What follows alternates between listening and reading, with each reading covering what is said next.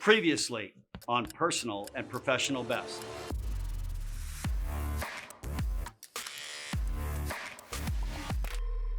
But tell us about the process, define it for us so that we all understand it, because I think people that are in the audience today that are attempting to build a business, run a business, a family, talk about the process if you would for us. Well, the process to me is just a definition of the things that you have to do to accomplish the goals that you have. So obviously, if you don't have any goals or aspirations or sense of purpose in your life, then how do you define the process of what you have to do to accomplish that? So that becomes the most important thing.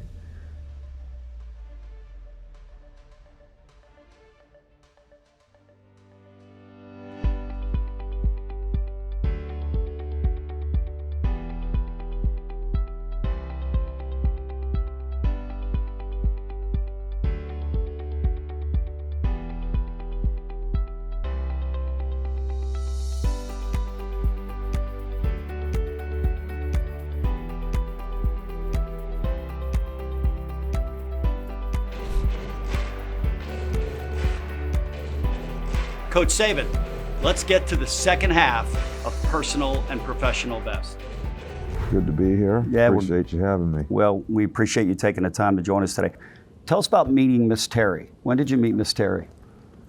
I was in 8th grade, she was in 7th grade, and they picked 2 people from each school in the county, and I think there were 8 schools in the county, and we lived probably 10 miles apart, to go to science camp, which to this day, I don't know how I got picked from my school to go to science camp.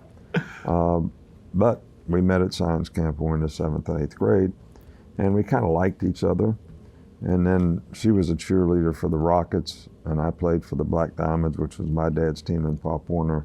So I would see her every now and then. You know how you like somebody when you're that young, but you don't even really know how to talk to them. You send notes to other people. Yeah, so that was the start of the relationship. And then just by happenstance, because we lived far away, 10 miles was far away for us because there wasn't any transportation, I ran into her at a football game. She was going up the steps and I was going down the steps, and we started dating, and our first date was we went to see Gone with the Wind.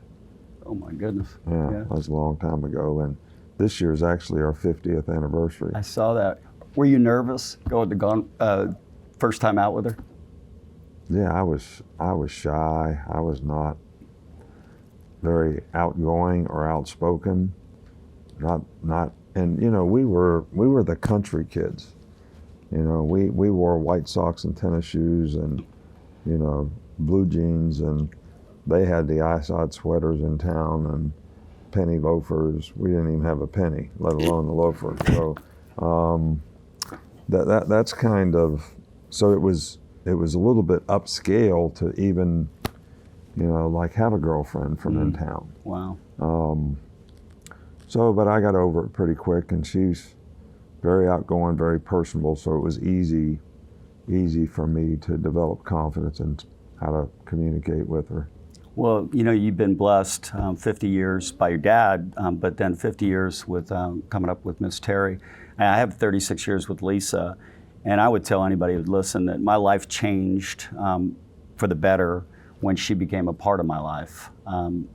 And I think my first date with her was taking her to a Leonard Skinner concert, to be honest with you. So the irony is that my favorite band growing up was Leonard Skinner, and I grew up in South Florida. So the idea that I would wind up my son going to the University of Alabama and Sweet Home Alabama would be on every week, it's just like God's just rained blessings down on my life. Yeah. So kind of amazing how those things happen. It's amazing how those things happen. But so I heard you tell a story. You could pass if you'd like, okay? But I heard you tell a story about going back to West Virginia. They had a Nick Saban day, and you took Miss Terry back to a place. I guess she had a boyfriend at one point. Do you mind telling us that story real quick? Yeah, well, we embellished the story a little bit That's through okay. the years, but I always sort of thought that Miss Terry wouldn't have anything to do with me when I was younger, because I worked at my dad's service station. I had grease under my fingernails all the time. I wore, like I said, white socks, blue jeans, and a T-shirt where all the other kids were dressed up real nice with, you know. So then when we became sort of successful in high school as athletes, then it was okay to be, you know, talk to somebody like me. So I always felt a little second class, you know. Mm-hmm. And she always had this boyfriend, Mickey Schaefer, which, you know, he was a city guy and he was a good guy and all that, but that was always sort of the reason that we never hooked up sooner. And so we go back, when we win the 2009 National Championship Rose Bowl game against Texas, they want to have a Nick Saban Day at home. So I found out Mickey Schaefer had a sort of a service station type place, so I want to make sure we did a drive-by so I could, you know, sort of rub it in a little bit. And when I said to Miss Terry when we drove by, I said, if you'd ended up with Mickey Schaefer, you'd be over there, you know, working in his gas station. And she said, if I'd have married him, he'd be the head coach at Alabama now. So that was the story. I love that story though, because and really, while it's funny on its surface, of course Mickey probably would not have been the coach of Alabama, but there's a great point in there, which is that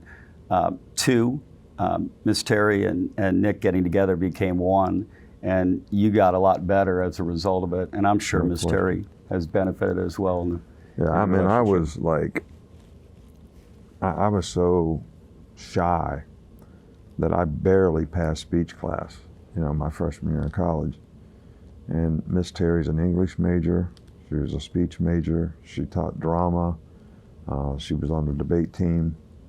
So all those things were almost like a perfect complement to sort of helping me become a little more confident in speaking publicly, how to speak publicly. I mean, she basically developed all that because I was not very natural at any of those things. Tell us just for a minute, we've covered a little bit of it, but you've coached some unbelievable players over time. Some of them were just unbelievably gifted, and then others worked to get themselves into that place where they did all the right things and they became their best. What's like the hallmark of the best players? Because I think it's true for my business, the mortgage banking business, and the real estate business, whatever business, the Mercedes-Benz dealership. The best always do certain things. What do they do, and what don't they do, maybe? Well, I think first of all, they want to be the best.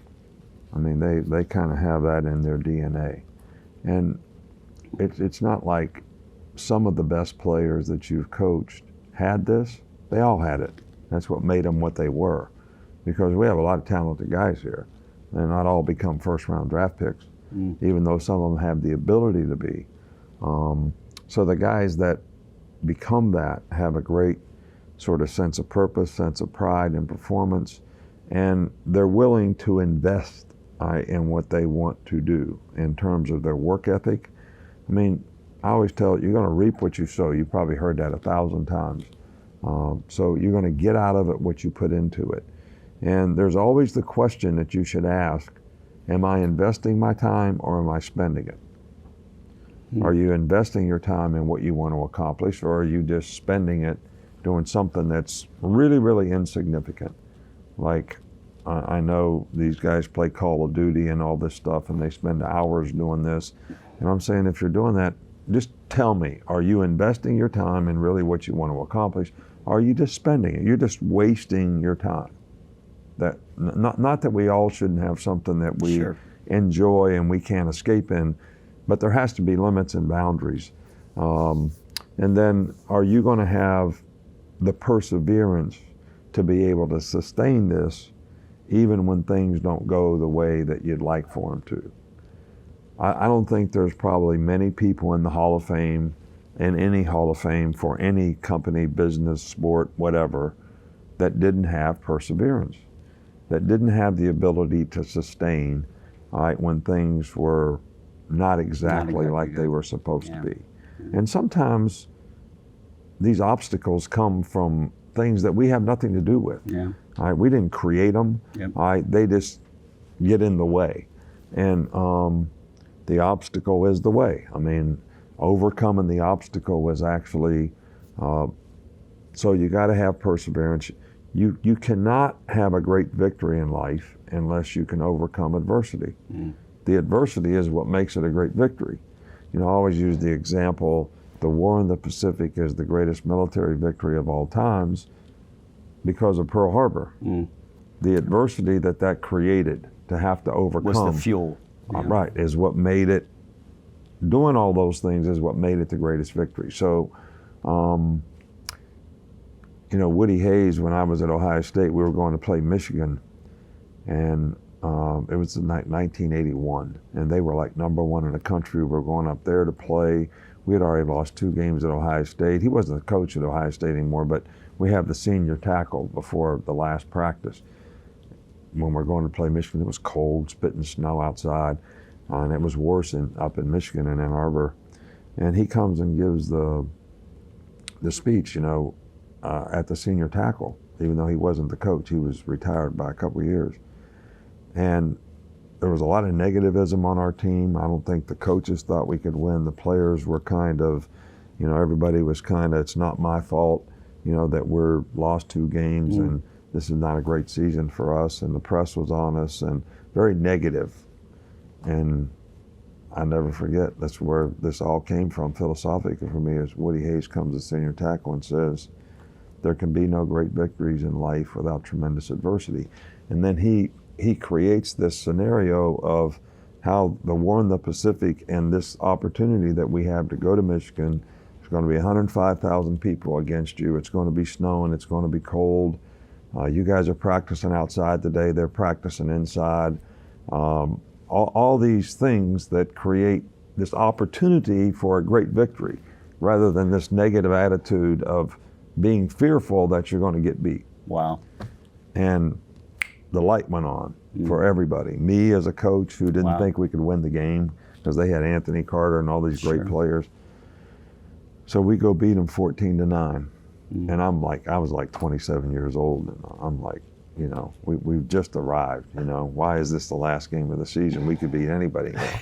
All right, so Coach Hayes, who was retired, you know, he kind of walks slow and he walks in the locker room and he says, I'm glad this is the last game of the year.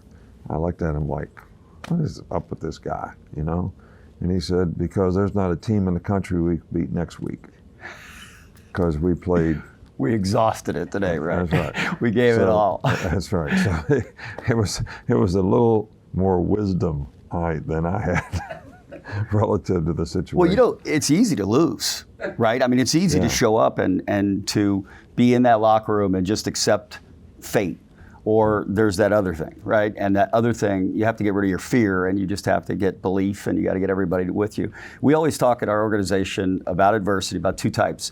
There's self-inflicted, and we tell people, don't wake up in the morning and punch yourself in the face, right? Don't make dumb choices, unwise choices, because now you're facing adversity, consequences that you don't, at home, workplace, wherever. But that other adversity is coming, whether we like it or not, right? And it's actually, I see it as a blessing in our life, because I think God is giving us an opportunity. It draws something out of us, brings something out of us if we accept it the way that you just described. A great story about Woody Hayes. Let's talk about the community and about community service. April 27th, 2011, my son was actually here at the time. There was a devastating tornado, obviously, in Alabama that hit Tuscaloosa very, very, very hard. Where were you when it happened? I was here, but I think it was like 5 o'clock, 5:30 in the afternoon. And I remember I drove home to change clothes because I was supposed to speak. Coach Stallings has, you know, his Rise school here is something that he comes in every year and supports with the golf outing. So I was speaking at his Rise tournament that evening. So I was going home to change clothes, and all of a sudden I get home and there's like 15 girls, you know, all these, Kristen was in school here at the time.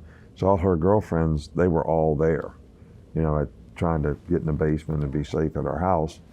And, you know, we always get these sirens around here in the mornings, and You know, sometimes we get them so often that you sort of take them for granted rather than taking them seriously. And I guess I'd kind of gotten to that point, you know, not being from Alabama and only having lived here at the time for several years. And then the devastating tornado comes through, and actually remember driving back to see if my son was okay, because he was in school here at the time too. And it was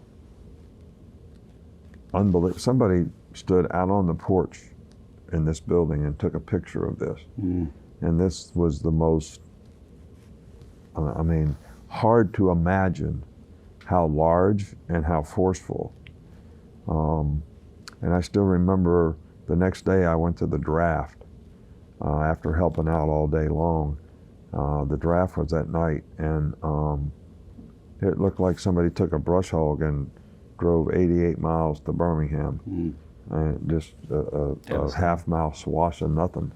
And that's what it did to our town. And of course, you know, one of our players' girlfriend was a victim of this crazy storm. But I do think it was a real rallying point for the community, also for our team. And we had a team meeting the next day, the very next morning early, to see that everybody was okay and where you're going to live now if you lost your apartment or house or whatever. And told the players, look, this is the time for us to support the people who supported us, who always support us. And, you know, our team went on to win the Disney Spirit Award for community service and giving back. And I think, you know, the one thing that people need to understand is sometimes when we have these tragedies, they sit around and say, well, there's nothing I can do. And that's kind of how I felt, all right, that morning after the tornado. There's nothing I can do. But what I figured out is we did a lot. We spent like, I don't know, over $1 million out of Nick's kids. A lot of people made huge donations that we reinvested back in the community, built houses for people. Terry bought gift cards from Walmart for everybody. So we were making an impact. But what I found out was your presence is the most important thing. Just being there. Just being there, just going to one of these shelters where they were having a meal and sitting talking to the guy and he's telling you how he lost his pickup truck. I mean, we spent $1.1 million in 2 days. And the only thing that people ever say is, I saw Coach at this place. Got it. Not that you spent all this money. Right. All right, so never make the mistake that you feel like when somebody's in need or there's a tragedy or whatever, that you say to yourself, there's nothing I can do to help, because your presence may be more important than anything that you can do. You know, the more I hear from you over the years, the more I realize that it's the simple things in life that most people just miss, like showing up and just being there so that people can feel like somebody cares about them. So I just want to thank you for being a voice in my life, because it's changed me. 2 more questions if I could. So you're of course the coach at the University of Alabama, but I read recently a reporter said that in his opinion, because the things that you can do in society and have done in society, it was kind of a waste a little bit. I wonder if it's a waste for him to be at the University of Alabama. None of the Alabama fans think that, by the way. So, but we got a nation right now that is kind of divided. Last year, you know, of course, there was COVID and all of the impact of that, and there was an election, of course. We created a creed in our company, which is, I'm for everybody. I'm not for everything, but I'm still for everybody. Right. And we created that because I feel like that's the way God is with us. He's for us always. He's not for everything we do or don't do, but he's still for us. If you could like coach us all as, you know, community servants in the nation, what would you tell us we need to do differently right now so we can be more united? Because you know how to unite a team. Right. What would you tell us to do? Well, I think you got to be careful that I think relationships, how you treat other people, it sounds like such a simple thing, doing the right thing, making good choices and decisions that can actually benefit other people, rather than, leadership to me is setting a good example, being somebody that somebody can emulate, and caring about other people for their benefit, not your benefit. If you care about somebody for your benefit, that's manipulation. But if you care about them for their benefit, then you're serving them in what you can do to help them in whatever their circumstance is, and you're setting a good example. So to me, we need more of that, and less of what I call manipulation to try to, get things in favor of one side or the other. So we need to kind of all come to the middle and be for each other. And I think what your whole slogan there is a very good way to put it. Not something that's going to benefit one side or the other, but something that's going to be the best thing for everyone moving forward. And I think that would be the best solution. But I think that takes really strong leadership. And that leadership can't have an agenda other than that, because I don't think those two things can coexist very well. Yeah, I mean, the simplest definition I've always had for leadership is to leave people better than we find them, right? So when we cross them, they may not be in a good place when we come in contact with them, but we have choices and we can judge on it, or we can invest in it and try to affect it so that it actually winds up being that they get better in life. But then the consequences are all the people that they're going to cross paths with in life wind up getting impacted by us when we do it right. Last question for you, if I could. We started with BC before coaching. I want to finish with AD after you're done. By the way, after you sign your recent contract, I'm certain a lot of Alabama fans, just like me, were really happy that this can continue. Not just the winning. I just love the excellence, because when I see best, I know it. And as I've told people, my son didn't go to Alabama, I'd be an Alabama fan anyway, because I've always just been attracted to best. And when I see it, I want to copy it, like you said a few minutes ago. So what do you, when you're done, what do you want your legacy to be? What do you want people to say about Coach Nick Saban? I think the thing that would be most important to me, and the thing that makes me feel best about what I do now, is, some of the old guys that knew my dad. My dad would be probably 93 or 94 years old now if he was still alive. When they say, your dad would be proud of the way you do things. And when they say, I love watching your team play. Those things make me feel the best. Not that you won a championship. Sure. Because I think those things reflect the kind of character, right, that you were able to instill in the people in the organization, that people would notice that. They would notice the way they play, how they compete in the game, how they overcome adversity, how they stay focused. They're not talking to the other players. They're not doing all this crazy stuff.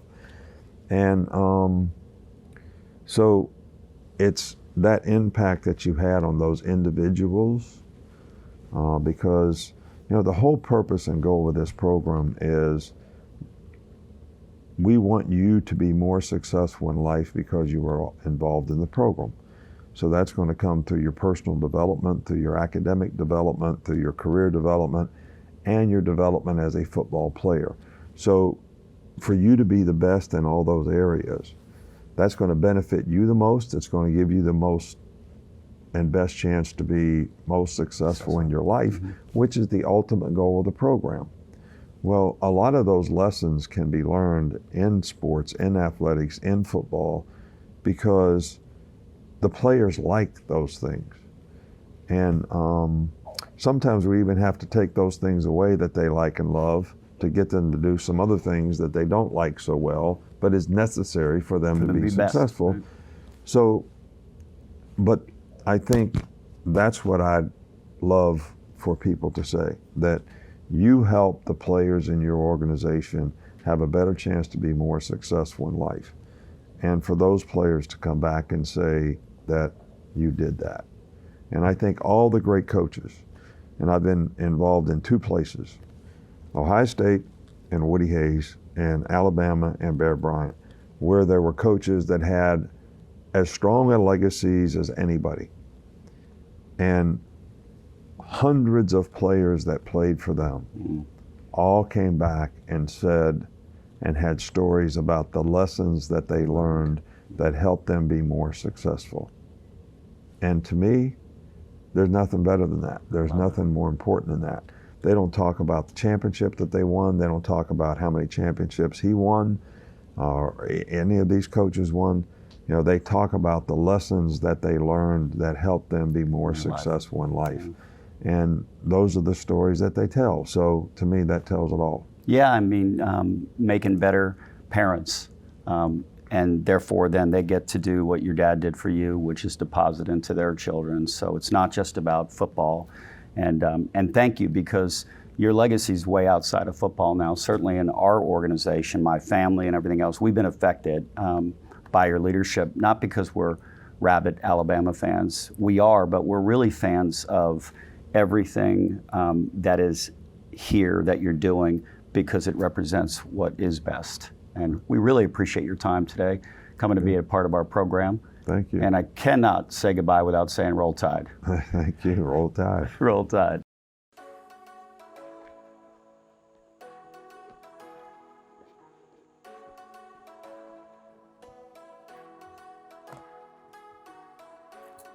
What an honor to speak with Coach Saban about the process to create champions and championships. And even more importantly, what does it take to truly build a legacy?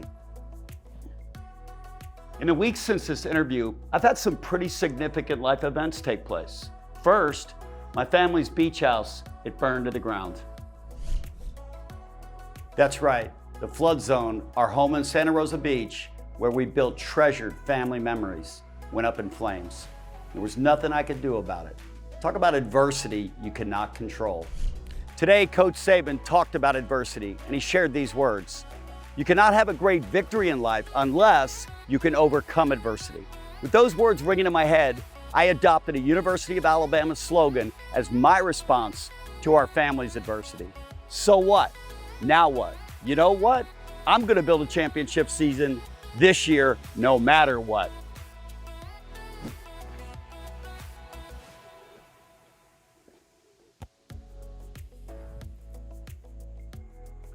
Just a few days after learning about our beach home going up in flames, I had an incredible honor. On behalf of all the Supreme Lending associates, I got to participate in a home dedication ceremony with the Habitat for Humanity. As always, it was a day of beauty and joy, watching a young family get the incredible blessing of home ownership. It was also a day of healing for me. I lost a house. For this year's Habitat recipient, they were gaining a home. Finally, I got to check off a big goal for 2021, and that was learning that for the second year in a row, Supreme Lending was named by the Atlanta Business Chronicle as Atlanta's best place to work. That was a huge personal goal for 2021, and one of the ways that I measure a championship season.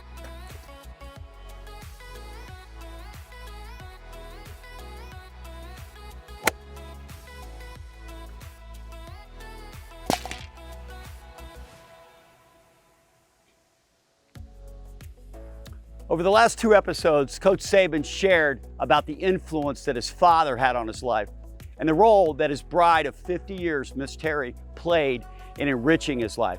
He also shared about the process of building champions. And finally, he talked about his legacy. When I asked Coach Saban what he would want his legacy to be, he didn't talk about the number of national championships, Heisman Trophy winners, draft picks, or contracts. Instead, he simply said that he would want his father's friends, simple, small town, West Virginia coal miners, to say this about him, that your dad would be proud of the way you do things. Ladies and gentlemen, that's a legacy. And guess what? You can build one too. In the end, it won't be about the money you've made, and it certainly won't be about how you spent it. It will be about how and where you invested your time, talent, and treasure to improve the lives of others. Ladies and gentlemen, I hope and pray that you enjoyed the conversation with Coach Saban today. And I know what some of you are thinking, enough Alabama already. Well, ladies and gentlemen, I'm happy to announce that next month, we're bringing an incredible guest to the Personal and Professional Best program, Coach Mark Richt, the former and beloved coach of the Georgia Bulldogs and the Miami Hurricanes. Coach Richt will share who and what has shaped him into a leader that knows how to make difficult decisions. That's right, I'm headed to Athens, Georgia to get advice from Coach Richt to help you make the call. I look forward to seeing you next month for this incredible program. Best is waiting. Meet you there.